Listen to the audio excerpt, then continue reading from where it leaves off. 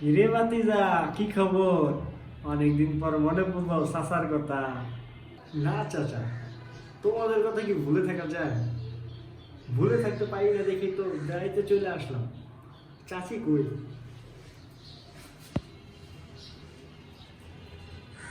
আসসালামু আলাইকুম। চাচি কেমন আছেন? ওয়ালাইকুম আসসালাম। এই তো বাবা ভালোই আছে। আমি কিন্তু আবার জ্বালাইতে চলে আসলাম আপনাদেরকে। নেকামো দেখে জানবাসে না। সে তো আসবেই, তুমি তো আমাদেরই ছেলে। আমাদের জ্বালাবে না তো কারকে জ্বালাবে? আচ্ছা ঠিক আছে, যতই জ্বালাইতে পারোস জ্বালাইস। আইসস মাত্র, আগে ফ্রেশ ট্রেশ হইয়া খাওয়া দাওয়া কইরা নে। যা। ওকে চাচু। এই যে ভাতিজার চাচা, আপনার গুণধর ভাতিজা আবার কয়দিনের জন্য থাকতে চলে আসছে। আরে এমন করে বলছো কেন? সবে মাত্র এলো ছেলেটা, কয়দিন থাকুক। হ্যাঁ, সে তো থাকবেই। আপনার আদরের ভাতিজা বলে কথা, যত সব জ্বালা আমার।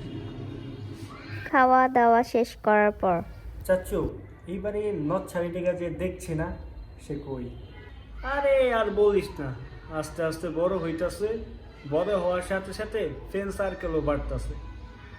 ওই বন্ধুগুলোকে ট্যুরে গেছে। ট্যুর না কি বলে কয়, ট্যুরে গেছে। কি বলো চাচ্চু? মেয়ে মানুষ এত উত্তর দেওয়া ঠিক না। জীবন তো একটাই। আমি চাই এই ছোট জীবনে আমার মেয়ের কোনো কিছুর আফসোস না থাকুক।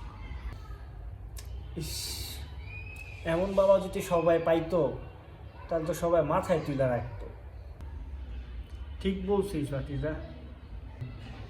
হয়েছে হয়েছে, এখন এসব কথা বাদ দাও। এখন রাফি বলো, কি কাজ কাম করো এখন? চাচি, কাজ কাম তো পাচ্ছি না, খুঁজতেছি।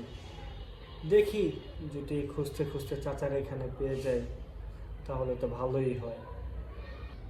ও আচ্ছা। আচ্ছা চাচি, চাচু, আমি তো বাইরে থেকে ঘুরে আসি।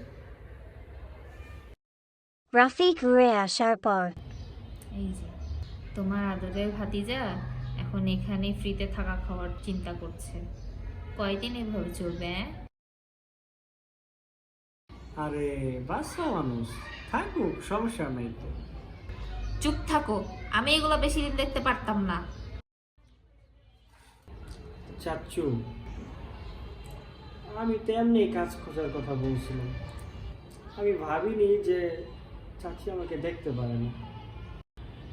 আমি তো তোমাদের আমার মা বাবার মতোই দেখি। ওকে চাচা চাচি, আপনারা ভালো থাকবেন। আমি এখনই চলে যাব।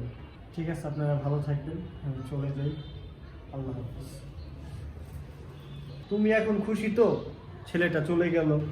আহ, আর বাবা মা কি না কি ভাববে, মাথায় ধরে না তোমার জন্য।